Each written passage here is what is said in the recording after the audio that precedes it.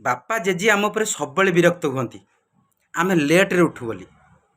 ଖାଲି ଏ ଭୁଲ ପୁଅ ନୁହଁ ଝିଅ ପିଲା ବି କରୁଛନ୍ତି।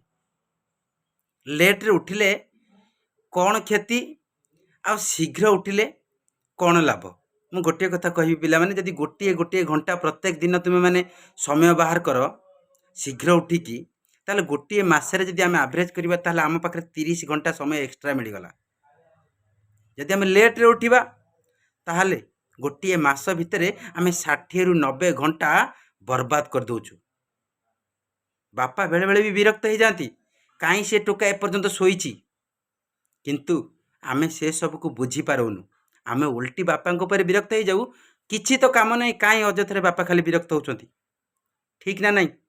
କିନ୍ତୁ ପିଲାମାନେ, ମୋର ଏଇ ଗୋଟିଏ କଥାକୁ ମନେ ରଖିବ, ଯଦି ତୁମେମାନେ ସକାଳୁ ଉଠୁଛ ତାହେଲେ ତୁମମାନଙ୍କର ନିଶ୍ଚିତ ଭାବରେ ଫାଇଦା ହେବ। ଅଲଗା ପିଲାମାନଙ୍କ ଠାରୁ ତମେ 2 ଷ୍ଟେପ୍ ଆଗରେ ନିଶ୍ଚିତ ଭାବରେ ରହିବ, କାରଣ ସମୟ ବହୁତ ମୂଲ୍ୟବାନ। ତେଣୁ ଗୋଟିଏ କଥା କହି ପିଲାମାନେ, ବାପା ଜେଜେଙ୍କ କଥାରେ ବିରକ୍ତ ନ ହେଇକି ଇୟର୍ଲି ମର୍ଣ୍ଣିଂରେ ଉଠ। ମିନିମମ୍ ଟାର୍ଗେଟ୍ କର 6ଟାରୁ 6:30 ଭିତରେ ଶଯ୍ୟା ତ୍ୟାଗ କରିବି।